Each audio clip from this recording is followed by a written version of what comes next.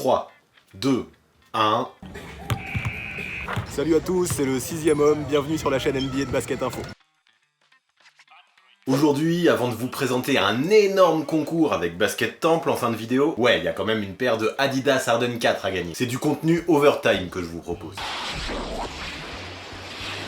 Ah, si tu mets la DeLorean, ça veut dire qu'on va avoir droit à un top all-time cette fois-ci. Et oui, j'ai bien compris que certains étaient demandeurs. Actuellement, en pré-saison, nous avons un rookie qui est en train de tout détruire, Zion Williamson. Alors bien sûr, je suis le premier à dire que c'est naze la pré-saison, que c'est que de l'échauffement et que ça veut rien dire. Mais là, à forcer de constater que tous les gens qu'il croise sont dithyrambiques à propos de l'ancien Yuki. Ça, c'est clair, il y a une sacrée émulation, et tu penses qu'il peut devenir le meilleur rookie de l'histoire? Ouh là, c'est bien trop tôt pour parler de ça. Et d'ailleurs, il n'y a pas de classement officiel à ce propos, donc faudrait peut-être commencer par le commencement. Ah, je crois que je commence à comprendre où tu veux en venir. Et oui, mon but aujourd'hui sera de faire le top 6 des meilleures saisons rookie all-time. Mais tu me connais, je déteste faire ce genre de truc à la va-vite. Donc pour ça, comme d'habitude, il a fallu que je mette en place des critères. Et bien évidemment, les habitués le savent, j'ai pas pu m'empêcher de mettre des étoiles pour élaborer mon classement.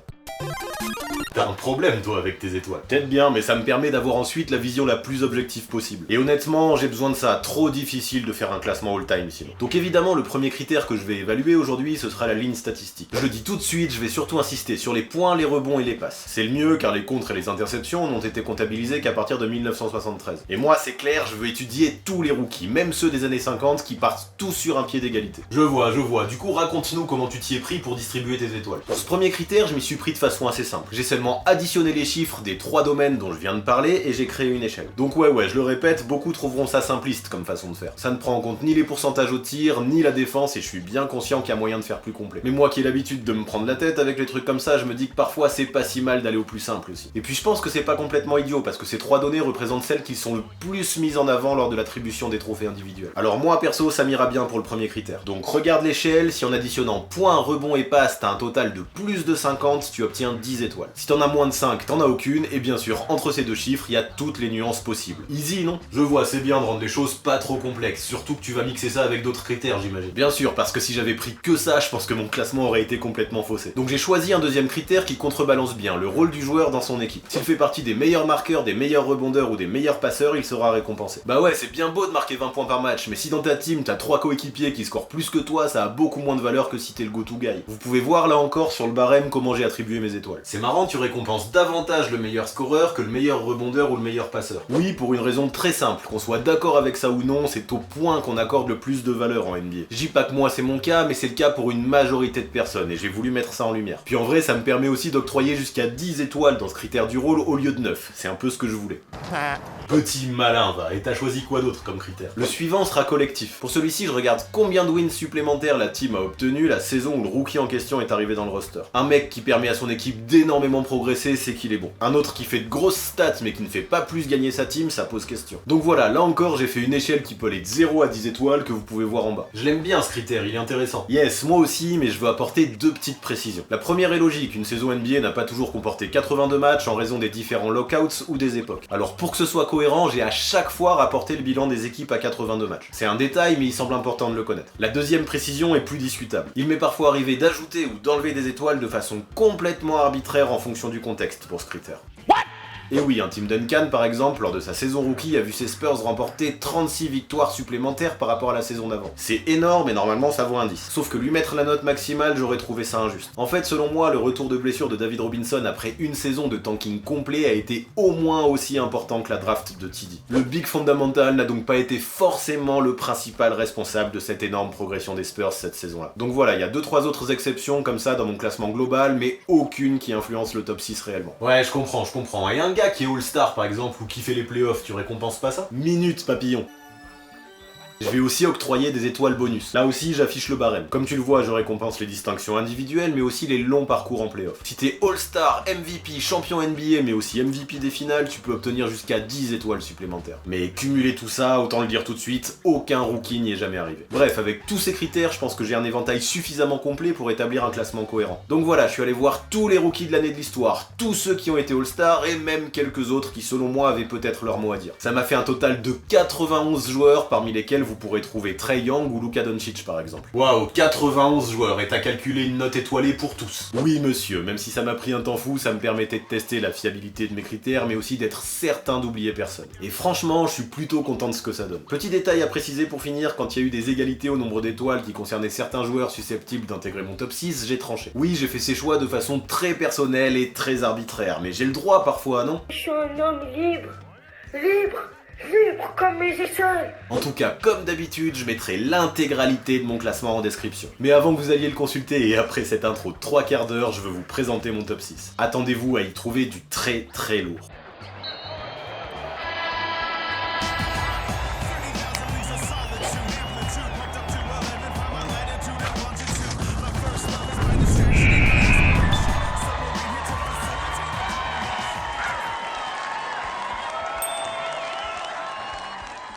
Petit truc à savoir pour commencer, j'ai eu 3 joueurs à égalité avec le même nombre d'étoiles pour la 6ème place. Elvin Hayes, Michael Jordan et Oscar Robertson. J'ai eu beaucoup de mal à choisir et j'en ai même énormément parlé autour de moi ou sur les réseaux pour réussir à prendre une décision. Et au final, je le donne en 1000, j'ai décidé de garder Michael Jordan. Parmi les 3, c'est celui qui jouait dans l'équipe la plus compétitive, qui semblait le plus présent des deux côtés du terrain, mais aussi celui qui affichait les meilleurs pourcentages. En plus de ça, il a réussi à augmenter tous ses chiffres en playoff, et ça je trouve ça très lourd. Alors ça se discute, c'est clair, et même si ça me fait vraiment chier pour Oscar qui n'était qu'à quelques passes décisives de finir sa première saison en triple-double de moyenne, il fallait faire un choix. Son équipe très moyenne et le rythme de jeu élevé qui gonflait forcément les stats de son époque n'ont clairement pas joué en sa faveur. Pour le coup là, on sent que ça a été un crève-cœur pour toi. Tellement, mais c'est la dure loi des classements. Vous l'avez donc compris, pour notre 6ème place, on a rendez-vous lors de la saison 1984-1985 avec la saison rookie de Michael Jordan. Déjà, faut dire que dès sa première saison, il a terminé 4ème meilleur scoreur de la ligue. Mais faut savoir aussi qu'avec des stats de 28,2 points, 6,5 rebonds et 5,9 passes, il est le seul rookie de l'histoire, avec Oscar Robertson justement, à avoir bouclé sa saison rookie avec des chiffres au-dessus des 25,5. Ça classe un homme quand même, non? Ça lui file en tout cas 8 étoiles dans le domaine statistique.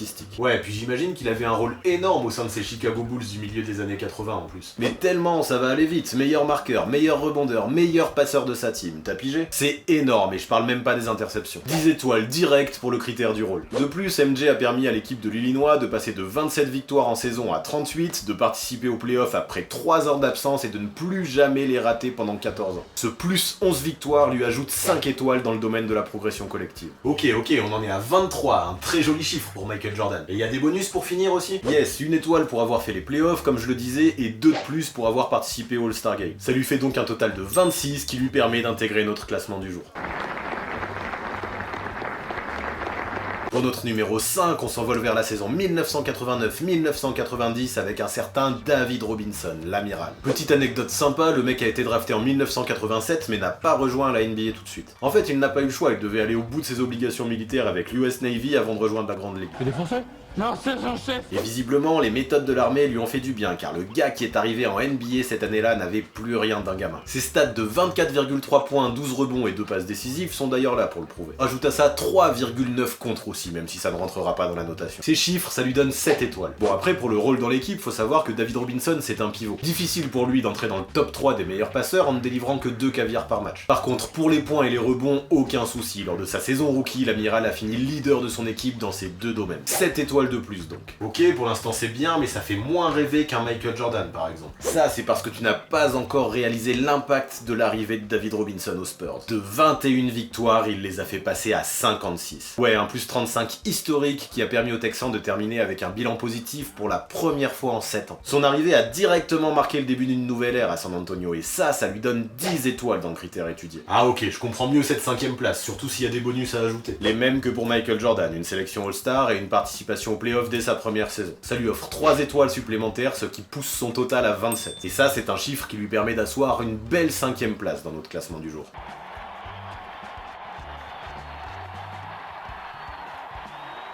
Pour notre numéro 4 maintenant, on va aller loin, très loin, lors de la saison 1958-1959. Celle où Elgin Baylor, le plus merveilleux loser de toute l'histoire, faisait ses grands débuts en NBA. Le mec s'est tout de suite affiché comme un phénomène, faisant une pointe à 55 points lors de sa saison rookie, mais terminant aussi dans le top 10 de la ligue pour ce qui est des points, des rebonds et des passes décisives. Ouh, ça va lui faire un paquet d'étoiles, ça je sens. Je crois bien que t'as du nez, mais avant tout, parlons de ses stats moyennes. 24,9 points, 15 rebonds et 4,1 passes décisives décisives, ça envoie du bousin, non?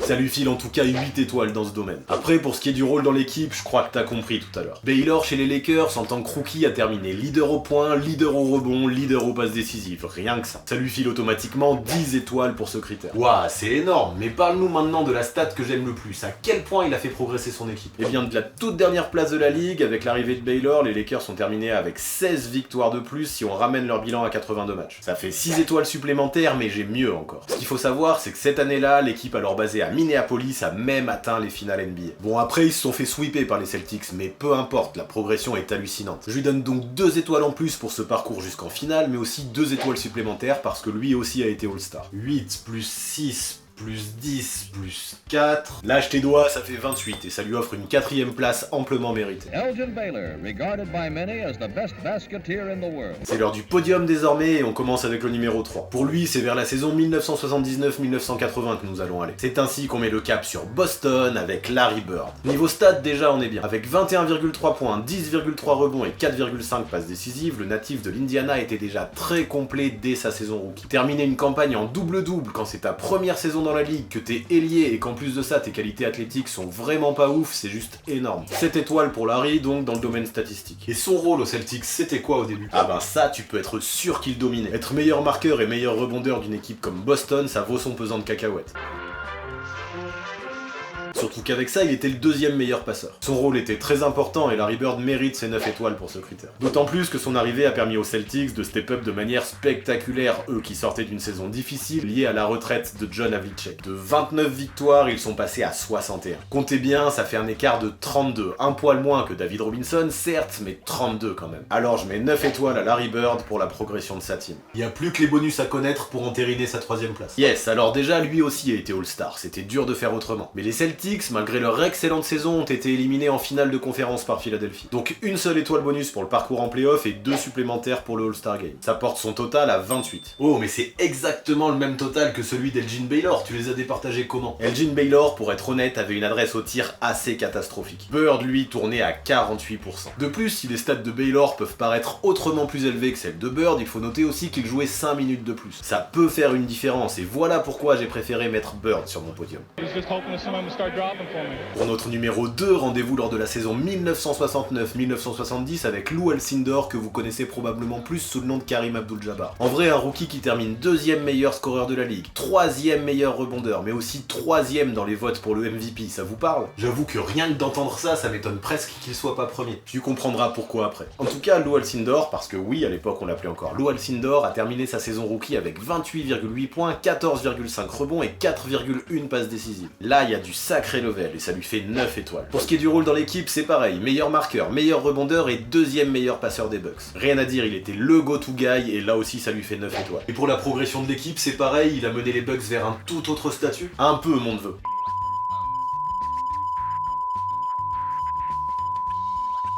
De 27 victoires, les Bucks sont passés à un total de 56, soit un différentiel de plus 29. Ça a même permis à l'équipe de Milwaukee de participer aux playoffs pour la première fois de son histoire. Et bien que l'aventure se soit terminée en finale de conférence, cette année-là, ça fait quand même 8 étoiles supplémentaires à Lou Alcindor pour cette progression. On est déjà à 26 étoiles si je compte bien, et vu que tu me dis qu'il a fait les playoffs, ça fait au moins une étoile bonus. Eh mais je vois que tu suis pour une fois, c'est exactement ça. Une étoile bonus pour la participation aux playoffs et même 2 autres parce que lui aussi a été All-Star. On arrive à un total de 29 étoiles qui lui offre à l'unanimité la 2e place de mon classement stellaire. C'est désormais l'heure de vous évoquer le nom du premier, du first, du number 1 de mon top du jour. Celui qui, selon mes critères, a fait la meilleure saison rookie de l'histoire. Pour ça, il faut prendre la DeLorean de nouveau et aller loin, très loin, lors de la saison 1959-1960 qui a vu Wilt Chamberlain faire ses premiers pas sur les parquets NBA. D'abord, niveau statistique, vous connaissez Wilt, il a tout pété. Avec ses 37,6 points, ses 27 rebonds et ses 2,3 passes qui lui donnent directement 10 étoiles, le Stilt n'a eu aucun mal à terminer meilleur scoreur et meilleur rebondeur de la ligue. Alors forcément, quand tu parles de son rôle dans l'équipe, Chamberlain n'a pas eu de mal non plus. Bien sûr, il était le meilleur marqueur et le meilleur rebondeur, mais aussi le 3e meilleur passeur. Hop, on peut lui rajouter 8 étoiles dans ce domaine. Non mais c'est monstrueux tous les chiffres que t'es en train de lister là. Mais oui, puis en plus de ça, lui aussi a clairement fait progresser son équipe des Philadelphia Warriors. De 32 victoires, ils sont passés à 49 avec Wilt. Alors c'est moins que certains autres, c'est sûr, mais ça lui fait quand même un différentiel de plus 17 qui lui donne 6 étoiles de plus. Ça nous fait déjà 24, mais évoquons les bonus. Cette année-là, avec Wilt, les Warriors sont allés jusqu'en finale de conférence, ça fait 1 étoile. Ensuite, bien sûr, le mec a été All-Star, 2 étoiles supplémentaires. Mais surtout, le plus étonnant, c'est que cette année-là, Chamberlain a terminé MVP. C'est assez incroyable pour un rookie, non? Dans l'histoire, à part Chamberlain, seul Wes Unseld a réussi à avoir un tel trophée dès sa première année. Sauf que même si j'enlève rien à Unseld, pour moi, c'était pas le même niveau que Wilt. Il arrive seulement 15ème de mon classement du jour, et à mon avis, c'était un peu un scandale qu'il termine MVP cette saison-là. Quitte à être clair avec ce que je pense, je voyais Elvin Hayes bien meilleur, et je suis même pas sûr qu'Unseld méritait son titre de Rookie of the Year. Mais bref, contrairement à Marty McFly, je n'ai pas la capacité de refaire l'histoire, alors revenons à Wilt. Tous les bonus que j'ai cités lui filent 6 étoiles, ce qui porte son total à 30. Le mec termine donc définitivement premier de notre classement du jour, et pour être honnête, je pense qu'il n'est pas né celui qui le détrônera un jour de cette première place. Wait, congratulations. Michael Jordan, David Robinson, Elgin Baylor, Larry Bird, Lou Alcindor, Wilt Chamberlain. Voilà pour ce qui est de mes 6 gagnants du jour, voilà pour ce qui est de ce 14e overtime. Mais comme d'habitude, je ne vous laisse pas sans faire une place à votre rubrique. Et comme promis, c'est une paire de Harden 4 que notre partenaire Basket Temple vous fait gagner aujourd'hui. Avant de vous parler des choses, je vais vous présenter un peu la boutique pour ceux qui connaissent pas encore. Comment ça, y en a qui connaissent pas? Bah c'est vrai que Basket Temple est un partenaire régulier, mais tout le monde n'est pas là depuis le début, comme toi. Donc Basket Temple, comme son nom l'indique, dans le basket, c'est juste une référence pour tout ce qui est performance, mais aussi tout ce qui est lifestyle. Il y a une boutique à Limoges, une autre boutique à Bordeaux, et vous pourrez y trouver à peu près tout ce qui concerne la balle orange. Des pompes, des maillots, des accessoires, la totale. Et bien sûr, pour ceux qui ne peuvent pas se déplacer à Limoges ou à Bordeaux, il y a aussi une boutique en ligne super efficace. J'avoue, j'y ai fait un tour et il y a énormément de choix, je kiffe. Bah ouais, en plus les prix sont intéressants. Je vous conseille donc d'aller voir sur leur site, là je mettrai le lien en description, mais aussi de vous abonner à leur compte Insta que je mets en bas. Ça vous permettra non seulement d'être au jus de toutes les nouveautés, mais aussi de connaître les promos. Mais parlons maintenant de ce qui vous intéresse, la Harden 4 qu'on vous fait gagner aujourd'hui dans le coloris Barbershop. Déjà, ce qu'il faut savoir, c'est que de toutes les Harden qui sont sorties, c'est la plus légère. Créée entièrement à l'image du jeu de la star des Rockets, elle propose un système Light Strike qui visiblement propose un équilibre parfait entre vitesse et dynamisme. Bon, après, difficile de savoir exactement ce qu'il en est sans l'avoir testé personnellement, mais ce que je peux vous dire, c'est que cette identité visuelle Barbershop, je la trouve vraiment stylée. Je suis d'ailleurs persuadé qu'elle ravira à peu près tous les barbus. Sauf que pour remporter cette paire de Adidas gentiment offerte par Basket Temple, ce sera pas si simple, vous vous en doutez bien. Et déjà, pour avoir une chance de participer au tirage au sort, il va falloir répondre à une question. Dans quelle franchise NBA James Harden a-t-il disputé sa saison rookie? Vous avez la réponse, mettez-la en commentaire. Et truc très important, indiquez aussi votre taille de pompe, sinon votre participation sera considérée comme nulle. Quoi qu'il arrive, je donnerai le nom du gagnant dans la prochaine vidéo. Pour ne pas la manquer, écoutez bien ce que Franck Seguela, qui évolue aujourd'hui à Angers en N1 après avoir connu la Pro B l'an dernier, a à vous dire. Salut à tous, c'est Franck Seguela, abonnez-vous à la chaîne du 6ème homme. Pour ceux qui le connaissent pas trop, sachez que moi j'ai surtout entendu parler de lui dans un premier temps parce qu'il est international 3-3. Il a remporté les World Urban Games en U23 et franchement c'est un super bon gars. Je le remercie pour son soutien et je lui souhaite le meilleur pour la suite. Yes, merci Franck, et vous pensez à activer la cloche pour recevoir les notifications. Pour le reste de l'actu, c'est sur Basket Info où vous pourrez notamment trouver les super previews 4 Factors de l'écho des parquets. Y a rien de mieux pour se mettre dans le bain en attendant que la NBA commence. Et tant qu'on est dans les previews, je vais aussi vous parler du guide de la saison NBA de Basket Le Mag qui vient de sortir. C'est l'un des tout premiers partenaires qui m'a fait confiance et il y a même quelques lignes à propos de ma chaîne YouTube à l'intérieur.